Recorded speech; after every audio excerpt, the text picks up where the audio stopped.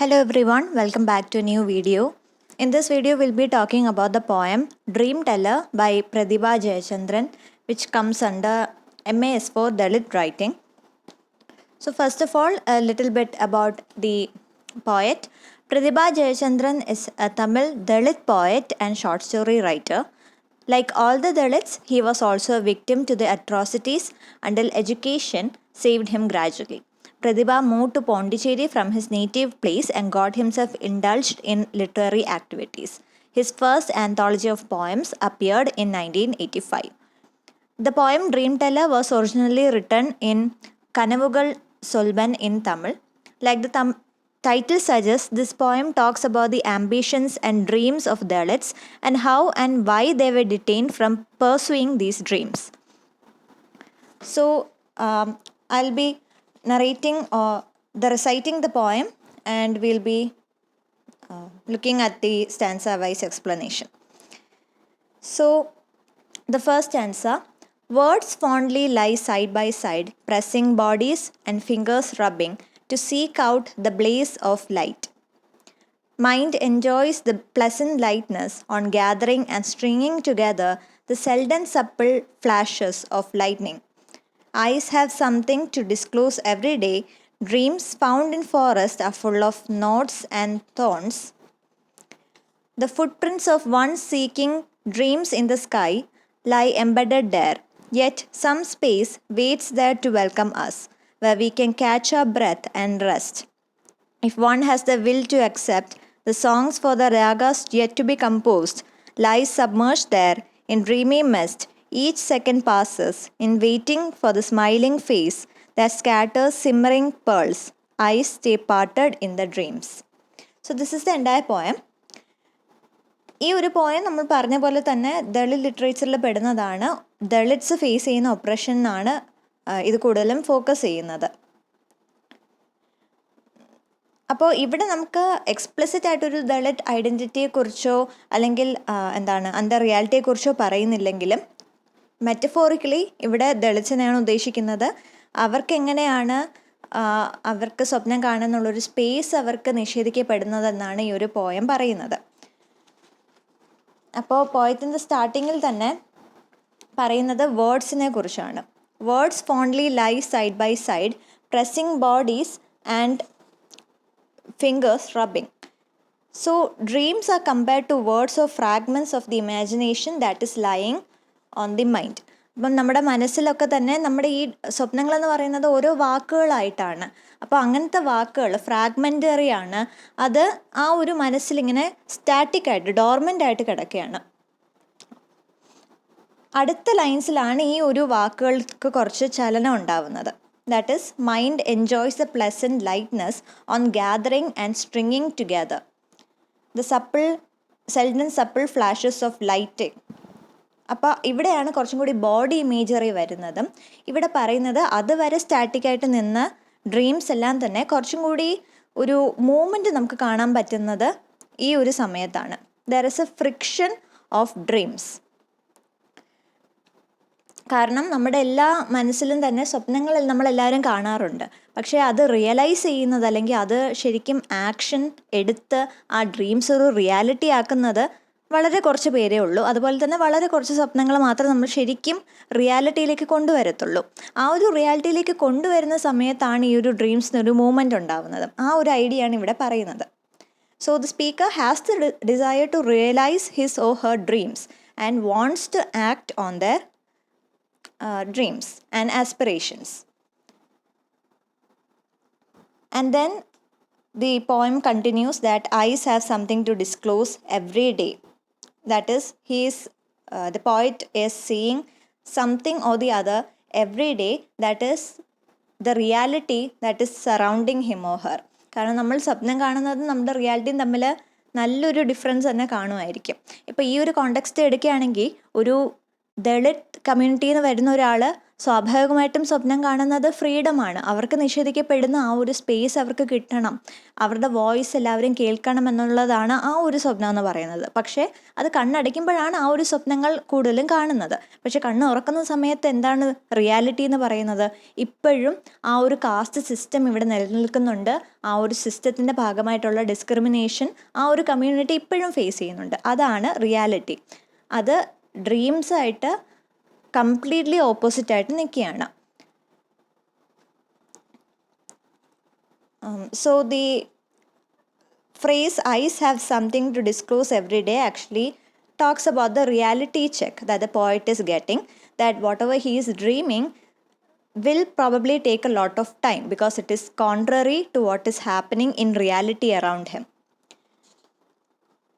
അടുത്ത സ്റ്റാൻസയിൽ ഒരു forest imagery, nature ഇമേജറിയാണ് വരുന്നത്.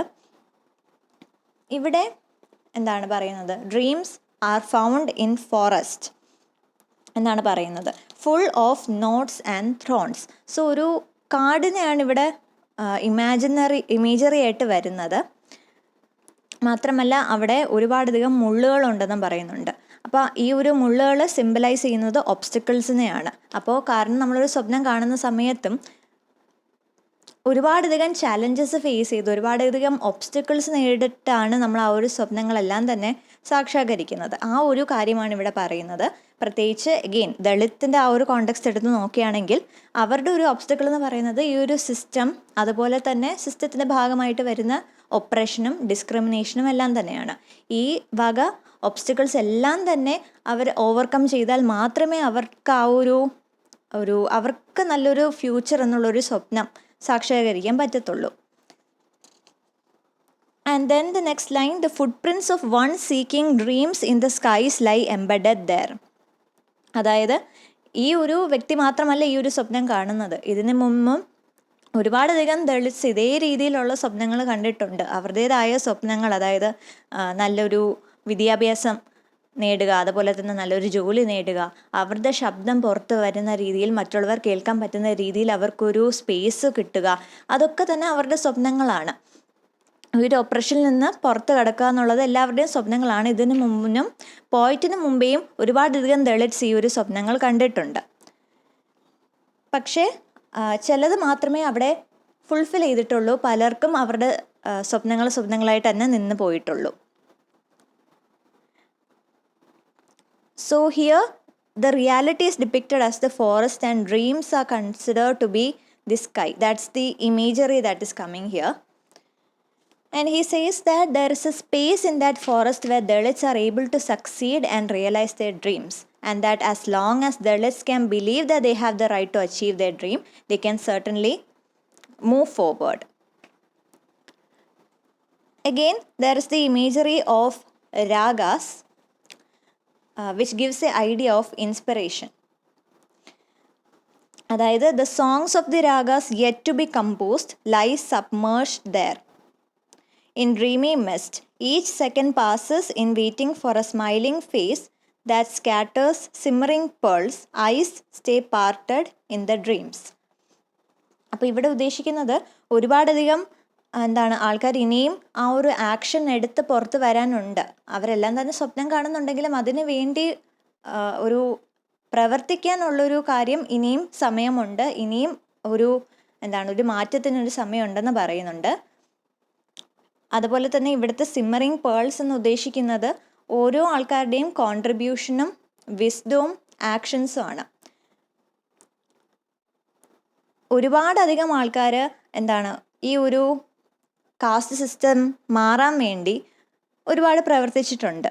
പക്ഷേ ഇവരെല്ലാം തന്നെ ഒരു രീതിയിൽ ഒരു മാസ്ക് ചെയ്യപ്പെടുകയാണ്. കാരണം ഇപ്പോഴും ആ ഒരു ഡിസ്ക്രിമിനേഷൻ നിലനിൽക്കുന്നത് കൊണ്ട് തന്നെ എത്രമാത്രം പ്രവർത്തിക്കുന്നുണ്ടെങ്കിൽ പോലും ഈ ഒരു സിസ്റ്റത്തെ മാറ്റാൻ പറ്റുന്ന രീതിയിൽ, അല്ലെങ്കിൽ കംപ്ലീറ്റ് ആയിട്ട് ഡിസ്ട്രോയ് ചെയ്യാൻ പറ്റുന്ന രീതിയിൽ ഒരു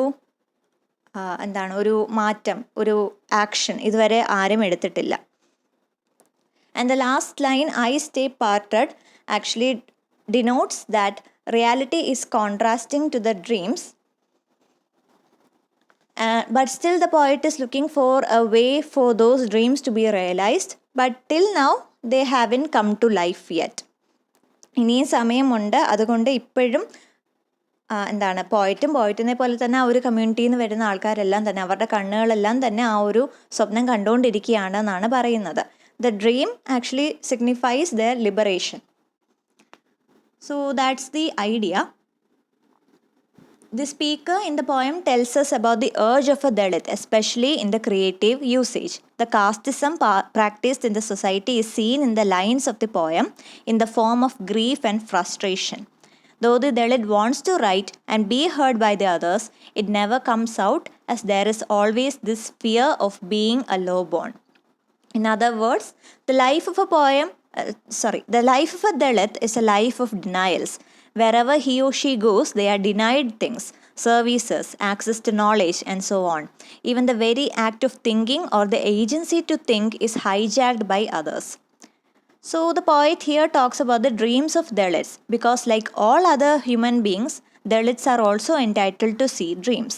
They are creative, they love to write, but coming out in the open as a Dalit from Dalit community is tougher, since the rest of the world has always been cruel to them. The poet concludes the poem on a positive note, thinking that someday he and his clan will receive space for manifesting their life. As someone who tells his dreams, it is inspiring, since many others will be influenced to dream more about their passion and ambition. ഈ ഒരു പോയത്തിൻ്റെ title significance തന്നെയാണ് dream teller, meaning അവർ ഒരുപാട് സ്വപ്നം കാണുന്നുണ്ട്, അതിനുള്ള അവകാശം അവർക്കുണ്ടെന്ന് മാത്രമല്ല ആ സ്വപ്നങ്ങൾ റിയലൈസ് ചെയ്യുന്നുള്ള അവകാശവും അവർക്കുണ്ട്. അപ്പോൾ ഇനിയുള്ളൊരു ഹോപ്പ്ഫുൾ ആയിട്ടുള്ളൊരു നോട്ടിലാണ് ഈ ഒരു പോയം തീരുന്നത്. അതായത് ഇനിയുള്ള ഒരു ഫ്യൂച്ചറിലും ഒരു മാറ്റം വന്നേക്കാം, കൂടുതൽ ആൾക്കാർ സ്വപ്നം കാണാൻ അവരെ ഇൻസ്പയർ ചെയ്തേക്കാം. അതുപോലെ തന്നെ സ്വപ്നങ്ങൾ കാണുക എന്ന് മാത്രമല്ല അത് റിയാലിറ്റിയിലേക്ക് കൊണ്ടുവരാനും അവർക്ക് ഇനിയും പ്രവർത്തിക്കാൻ സാധിക്കുമെന്നുള്ള രീതിയിൽ വളരെ ഹോപ്പ്ഫുൾ ആയിട്ടാണ് ഈ ഒരു പോയം തീരുന്നത്. So that's the basic idea about the poem. It mainly talks about Dalit community, how they are oppressed in the caste system, how they are denied their basic rights, and yet the poet is talking about a future where they will get the freedom that they deserve, and till then the poet and his people will be dreaming and inspiring the next generation to dream as well. So I hope this video was useful. If yes, do like the video and share your comments as well. So I'll see you in the next video. Till then, take care. Thank you.